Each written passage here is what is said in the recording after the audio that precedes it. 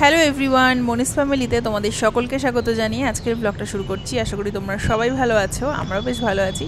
তো চলো ব্লগটা দেখতে থাকো আর সঙ্গে থাকো। সকালটা খুবই সুন্দর, একদম রোদ ঝলমল করছে আর আকাশের মেঘগুলো জমেছে, এত সুন্দর লাগছে দেখতে যে একটু ভিডিও না করে থাকতেই পারলাম না। আজকে সকালবেলা ব্রেকফাস্টে আমরা পঞ্চকুট্টার ধোসা খাবো, তো ওই জন্য ধোসা আনিয়েছিলাম, ব্রেকফাস্ট করব। যদিও ছেলের জন্য অন্য কিছু করতেই হবে, কেননা ছেলে আবার ধোসাটা এখনও খাওয়াটা ঠিক মতো শেখেনি। আজকে বাড়িতে একজন গেস্ট আসবে, বলতে গেলে বলা যায় সম্পর্কে আমার ভাই হয়, অমিতের ভাই হয়, আমার ভাই হয়। তো ওর বার্থডে আমরা আজকে সেলিব্রেট করব। গতকাল ওর বার্থডে গেছে, তো আজকে বার্থডেটা আমাদের বাড়িতে সেলিব্রেট করব। তো একটু মিষ্টি বানাচ্ছি, ওই জন্য। এখানে কীরকম কী মিষ্টি পাওয়া যায় এখনও ঠিক বুঝে উঠতে পারিনি ভালো করে, কেজি দরে বিক্রি হয়, ঠিক কোনটা কেমন খেতে হবে, ভালো হবে না খারাপ হবে জানি না। তো ওই জন্য বাড়িতেই তৈরি করে নিচ্ছি নলেন গুড়ের মাখা সন্দেশ।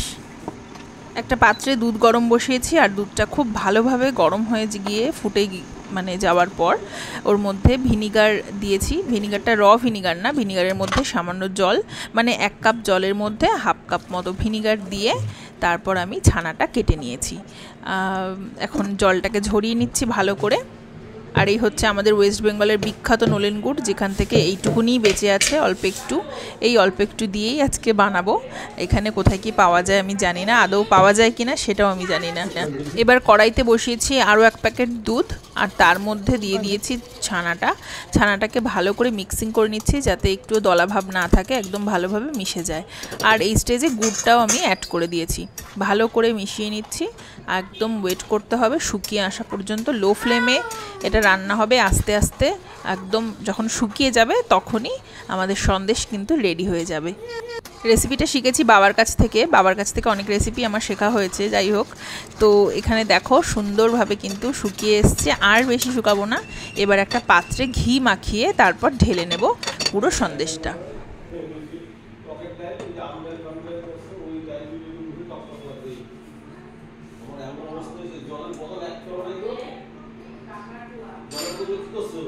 উপর থেকে আরেকটু সামান্য ঘি ছিটিয়ে নিয়েছি। এবার একদম রেখে দেবো চাপা দিয়ে, একদম পুরো ঠান্ডা হয়ে যাওয়া পর্যন্ত, ভালোভাবে ঠান্ডা হয়ে যাবে, তারপরেই সার্ভ করা হবে। আর এটা ফ্রিজে রাখবো, যাতে এখন ফ্রিজে রাখবো না, ঠান্ডা একদম হয়ে যাবে যখন, তারপর ফ্রিজে রাখবো। তাতে করে মিষ্টিটা খুব সুন্দরভাবে জমে যাবে এবং পিস করতেও সুবিধা হবে। পিস না করে এমনিও চামচ দিয়ে কেটে কেটে তুলেও খাওয়া যেতে পারে, বাট পিস করলে একটু ভালো লাগবে আর কি, একটু বাড়ির ছোঁয়া আর কি। ভাইয়ের জন্মদিন উপলক্ষে একটা কেক অর্ডার করা হয়েছিল, তো সেই কেকটা এসে গেছে। আর তার পাশাপাশি অন্য আইটেমসও ছিল কেকের আর কি, এখন খাবার জন্য সন্ধ্যার টিফিন হিসাবে। তো অমিত এখন সেটাই আর কি খুলছে। ম্যাগনোলিয়া বেকারি থেকে এই প্রথম কেক আনা হলো আমাদের বাড়িতে, আর এটা নাকি খুব বিখ্যাত একটা দোকান। তো ব্রাউনি অর্ডার করা হয়েছিল, ব্রাউনি আমি খেতে ভীষণ ভালোবাসি, তো ওই জন্য। আর আরেক রকমের কেক অর্ডার করা হয়েছিল দুটো, তো সেটাও ভালো ছিল। এই প্রথমবার টেস্ট করলাম এই দোকানের কেক, ভীষণ নাকি বিখ্যাত, খুব ভালো। তো এবার বার্থডে বয়ের কেকটা দেখাই। এই হচ্ছে কেকটা, ছোট্ট করে একটা সুন্দর কেক আনা হয়েছে ওর জন্য, আশা করি ওর ভালো লাগবে। এবার আমি ঝটাপট রান্না বসিয়ে দিলাম, মাংসটা বসিয়ে দিয়েছি। আর পমফ্রেট মাছ আমি দুপুরে রান্না করে রেখেছিলাম, আর ডাল, আরও ভাজা ঠাজা এই সমস্ত, একটা বাচ্চা যা যা মোটামুটি করা যায় তাইতেই আমি করার চেষ্টা করেছিলাম। তো মাংসটা সবার লাস্টে করেছি, যাতে একদম গরম থাকে, গরম গরম নামিয়ে যাতে আর কি খেতে দিতে পারি। তবে ভাই এখনও আসেনি, ও অন দ্য ওয়ে, আর মোটামুটি একটু রাত করেই আর কি আসবে, তারপরে বার্থডে সেলিব্রেট করা হবে। এদিকে মাংসটাও কষা হয়ে গেছে, দিয়ে দিচ্ছি গরম জল, তারপর ভালো করে ফুটিয়ে তারপর নামাবো। আজকে মাংসটা ঝোল করব না, একটু রসা রসা মতো করে রান্না করব। জন্মদিন বা কোনো অনুষ্ঠানে একটু রসা রসা মাংসই বেশি ভালো লাগে ঝোলের থেকে।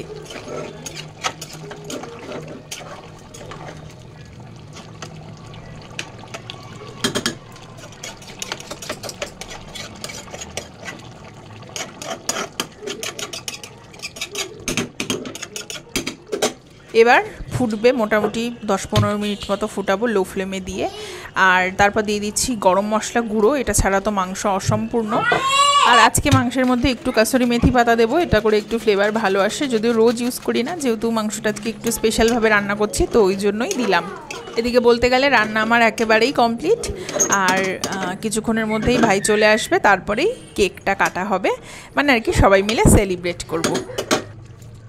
Happy birthday to you, happy birthday to Sauranshu ভাই, হ্যাপি বার্থডে টু ইউ।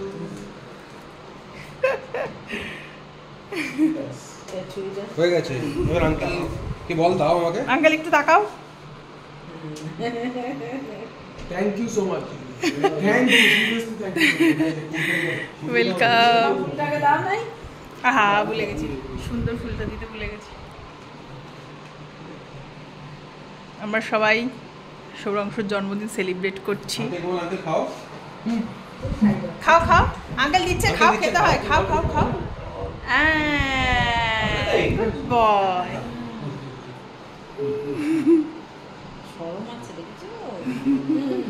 আর তুমি খাও না, দাও দাও আমি একটু খাই।